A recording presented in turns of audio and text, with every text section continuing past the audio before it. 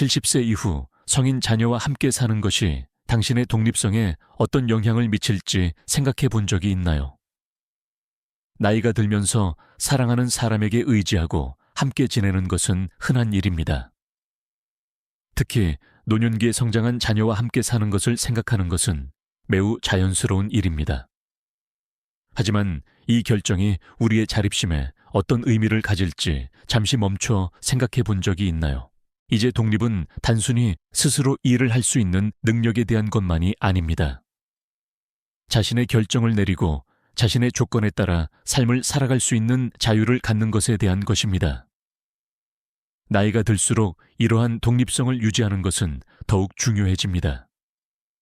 우리의 존엄성, 자존감, 그리고 가장 중요한 것은 우리의 정체성을 보존하는 것에 대한 것입니다. 우리가 평생 동안 자신의 길을 개척하고 자신의 선택을 해왔다는 것을 생각해 보세요. 우리는 이러한 선택을 중심으로 우리의 정체성을 형성해 왔으며 그것들이 오늘날의 우리를 만들었습니다. 하지만 성인 자녀와 함께 살기로 결정할 때 우리는 무의식적으로 힘들게 얻은 독립성의 일부를 잃을 위험이 있습니다. 이것이 성인 자녀와 함께 사는 것이 의존으로 가는 확실한 길이라고 말하는 것은 아닙니다. 하지만 이 결정이 우리의 삶과 관계의 역학관계를 미묘하게 변화시킬 수 있다는 것을 이해하는 것이 중요합니다. 우리가 깨닫지도 못한 채 점진적으로 독립성이 약화될 수 있습니다. 하지만 두려워하지 마세요. 우리는 눈을 가리고 이 길을 걸어갈 필요는 없습니다. 아는 것이 힘이고 우리의 결정에 잠재적인 영향을 이해하는 것은 정보에 입각한 선택을 하는데 도움이 될 수 있습니다. 이 영상에서는 이 주제를 깊이 파고들 것입니다. 성인 자녀와 함께 사는 것에 숨겨진 의미를 탐구하고 다양한 관점에서 이 작업을 수행할 것입니다. 노화와 독립에 대한 전문가들의 의견과 조언을 듣고 성인 자녀와 함께 사는 것에 대안을 탐구하고 이러한 옵션이 우리의 독립성을 보존하는 데 어떻게 도움이 될 수 있는지 논의할 것입니다. 그러니 안전벨트를 매세요. 이 여정은 계몽적이고 변화를 가져올 것입니다. 이 영상이 끝날 무렵에는 노년을 위한 최선의 결정을 내리는데 필요한 정보를 얻으시기를 바랍니다. 결국 인생은 나이에 상관없이 우리의 조건에 따라 사는 것이 전부이지 않나요? 이 영상에서는 이 결정의 숨겨진 의미를 탐구하고 노화와 독립에 대한 전문가들의 의견을 듣습니다. 인간성의 기본적인 측면인 독립. 하지만 그것이 손상되면 어떻게 될까요? 이 질문의 심각성을 완전히 이해하기 위해 독립의 심리학을 자세히 살펴보겠습니다. 인간의 정신은 상호 연결된 측면들의 복잡한 그물망이며 독립은 그 초석입니다. 그것은 단순히 도움 없이 작업을 수행할 수 있는 능력 이상입니다. 그것은 자립심, 자존감 향상, 전반적인 정신 건강의 바퀴에서 중요한 톱니바퀴입니다. 이제 이 행성에서 70년을 보낸 사람의 정신을 상상해 보세요. 그들은 삶의 미로를 헤쳐나가고 삶의 기복을 경험했으며 그 과정에서 그들의 독립성을 소중히 여겼습니다. 그것은 그들의 정체성의 필수적인 부분이 되었습니다. 그러니 이러한 독립이 위협받을 때 마치 그들의 자아의 기반 자체가 흔들리는 것과 같습니다. 이 점을 더 자세히 설명하기 위해 20년 이상의 경험을 가진 저명한 노인 심리학자인 박선영 박사를 모셨습니다. 그녀는 노인의 정신 건강에 대한 독립 상실의 영향을 수년간 연구해 왔습니다. 박선영 박사에 따르면 노인들이 독립성을 잃으면 종종 슬픔과 비슷한 상실감을 느낍니다. 이것은 슬픔, 좌절감, 심지어 분노로 이어질 수 있습니다. 심리적 영향은 심오하여 심한 경우 우울증 및 불안 장애의 위험을 증가시킬 수 있습니다. 또한 인지기능 저해에 기여할 수도 있습니다. 박선영 박사는 계속해서 독립은 단순히 일상적인 작업을 수행할 수 있는 능력에 대한 것만이 아니라 자신의 삶을 통제하고 결정을 내리고 존엄성을 유지하는 것에 대한 것이라고 말합니다. 노인들이 성인 자녀와 함께 살게 되면 종종 그러한 통제력을 잃고 매우 괴로워한다고 그녀는 설명합니다. 그녀는 이러한 통제력 상실이 무력감과 의존감으로 이어질 수 있으며 이는 유능하고 독립적인 개인이라는 오랫동안 확립된 자아상과 상반된다고 설명합니다. 이러한 갑작스러운 변화는 그들의 자존감과 자존감에 심각한 타격을 주어 부정적인 감정의 악순환으로 이어질 수 있습니다. 그녀는 또한 그것이 노인들만의 문제가 아니라 성인 자녀들도 이 전환이 어렵다는 것을 지적합니다. 그들은 노부모를 돌보는 추가적인 책임과 자신의 삶의 균형을 맞추는데 어려움을 겪을 수 있습니다. 이것은 긴장과 갈등으로 이어져 노인들이 겪는 감정적 혼란을 더욱 악화시킬 수 있습니다. 하지만 박선영 박사는 모든 것이 암울한 것은 아니라고 강조합니다. 그녀는 올바른 마음가짐, 열린 의사소통, 상호 존중을 통해 이 전환을 원활하게 헤쳐나갈 수 있다고 제안합니다. 노인들이 필요한 지원을 받으면서도 독립성을 유지할 수 있는 균형점을 찾는 것이 중요합니다. 우리가 볼 수 있듯이 독립은 신체적 능력뿐만 아니라 정신 건강에 대한 것입니다. 그것은 노인의 건강과 행복을 위해 유지되어야 하는 섬세한 균형입니다. 결국 그들은 평생 동안 독립성을 얻기 위해 노력해왔으며 삶의 황홀히에도 그것을 계속 누릴 수 있도록 보장하는 것은 우리의 책임입니다.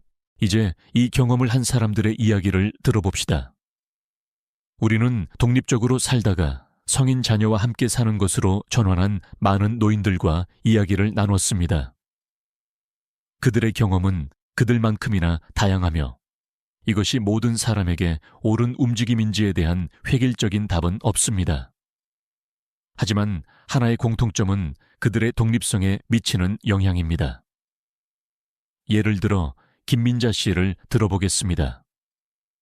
그녀는 남편이 돌아가신 후 딸과 사위와 함께 살게 되었습니다. 그녀에게 그 경험은 대체로 긍정적이었습니다. 그녀는 바쁜 가정의 동료에 함께하는 식사, 활기찬 분위기를 즐깁니다. 그녀는 또한 손주들을 돌보는 데서 새로운 목적을 찾았습니다.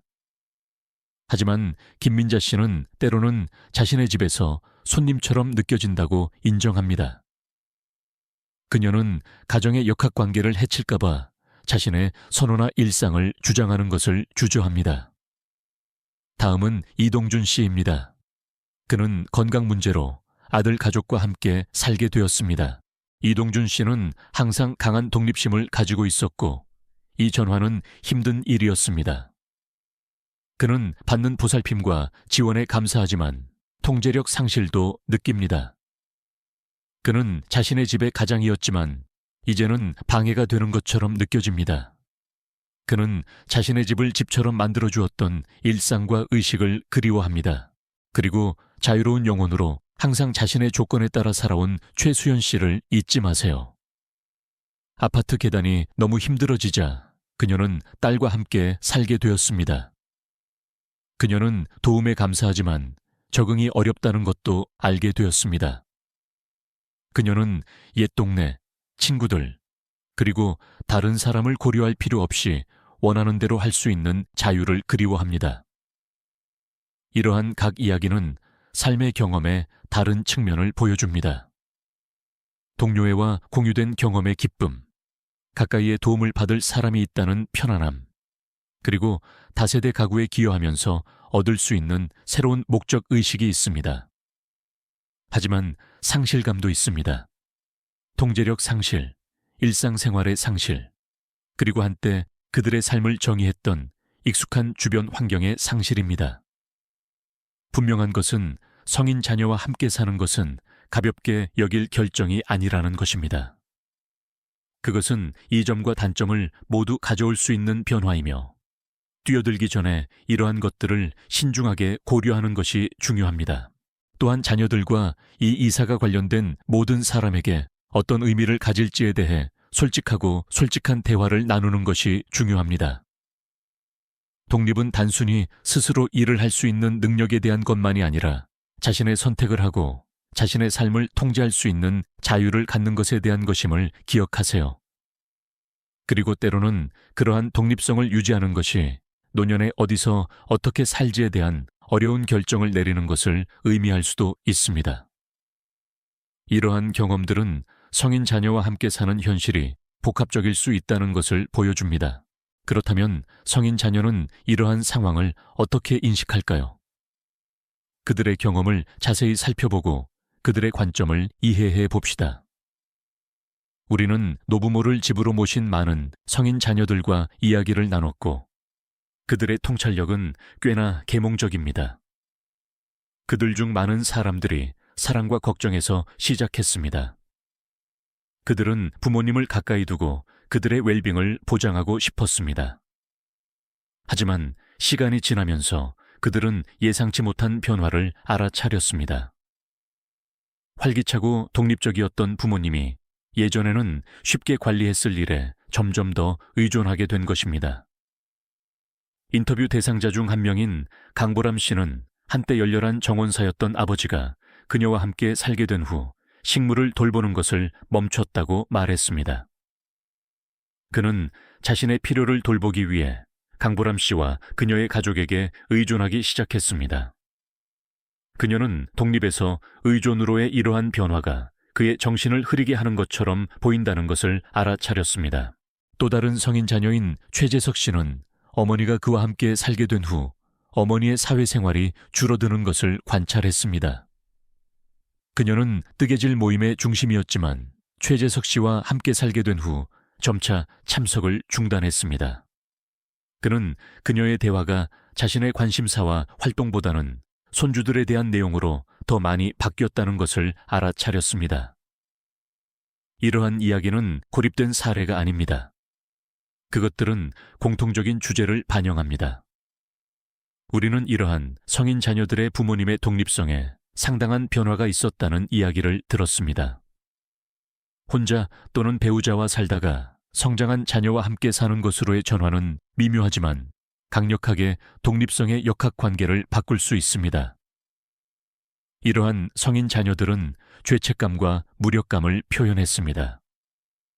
그들은 부모님이 행복하고 건강하고 독립적이기를 바랐지만 자신들의 존재가 어떻게든 그러한 독립성을 억압하고 있다고 느꼈습니다. 그들은 부모님이 한때 즐겼던 역할과 책임을 포기하는 것을 보았고 그것은 편안한 모습이 아니었습니다. 우리가 인터뷰한 많은 성인 자녀들은 또한 이러한 상황이 자신의 삶에 어떤 영향을 미쳤는지 언급했습니다. 그들은 자신이 완전히 준비되지 않은 간병인의 역할을 맡게 되었다는 것을 알게 되었습니다. 그것은 부모님과의 관계를 동등한 관계에서 어렸을 때 가졌던 부모-자녀 관계와 더 유사한 관계로 바꾸었습니다. 성인 자녀와 함께 사는 것이 노인들에게 항상 부정적인 것은 아닙니다. 모두의 필요가 충족되는 이러한 상황이 아름답게 작동하는 가정도 있습니다. 하지만 이것이 항상 그런 것은 아니라는 것을 이해하고 인정하는 것이 중요합니다. 이러한 성인 자녀들과의 대화에서 우리는 자녀와 함께 사는 노인들의 독립성 상실이 조용히 스며드는 현실이 될 수 있다는 것을 보았습니다. 그것은 어느 날 갑자기 새로운 정상으로 자리 잡을 때까지 점진적으로 거의 감지할 수 없을 정도로 일어나는 변화입니다. 분명히 독립성에 미치는 영향은 노인들뿐만 아니라 그들의 자녀들에게도 느껴집니다. 그렇다면 노인들은 성인 자녀와 함께 살면서 어떻게 독립성을 유지할 수 있을까요? 그것은 $1,000,000짜리 질문이지 않나요? 글쎄요, 그 답을 찾는 데 도움이 되도록 우리는 이 분야의 전문가들의 지혜를 활용했습니다. 우리는 노인과 그 가족과 수년간 함께 일해 온 경험 많은 노인병 전문의와 사회복지사를 모셨습니다. 노인병 전문의부터 시작해 보겠습니다. 그들은 솔직하고 정직한 의사소통의 중요성을 강조합니다. 노인들이 자신의 필요와 선호를 표현하는 것뿐만 아니라 자녀의 우려사항을 경청하는 것도 중요합니다. 이것은 단순히 독립성을 유지하는 것뿐만 아니라 상호 이해와 존중을 증진하는 것에 대한 것입니다. 그들은 명확한 경계를 설정하고 일상생활을 논의하고 가사 책임에 합의할 것을 제안합니다. 이렇게 하면 모든 사람이 무엇을 기대해야 하는지 알게 되고 갈등을 최소화할 수 있습니다. 사회복지사로 넘어가 보겠습니다. 그들은 독립성을 보존하는 데 있어서 사회활동의 역할을 강조합니다. 노인들은 정원 가꾸기, 장기 두기, 독서 모임 참석 등 좋아하는 활동에 계속 참여해야 합니다. 그것은 활동적이고 정신적으로 날카롭고 사회적으로 연결되어 있는 좋은 방법입니다. 게다가 그것은 독립성을 유지하는 데 핵심인 자율성을 제공합니다. 사회복지사는 또한 개인 공간의 중요성을 강조합니다. 노인들이 집에서 자신만의 공간, 혼자만의 시간이 필요할 때 물러날 수 있는 장소를 갖는 것이 유익합니다. 이것은 침실, 서재, 심지어 거실의 한 구석일 수도 있습니다. 개인 공간을 갖는 것은 노인들이 더 편안하게 느끼고 자녀의 삶을 침해하는 것처럼 덜 느끼도록 도울 수 있습니다. 두 전문가 모두 필요할 때 외부 지원을 구하는 것의 가치에 동의합니다. 이것은 간병인, 치료사 또는 지원그룹의 형태일 수 있습니다.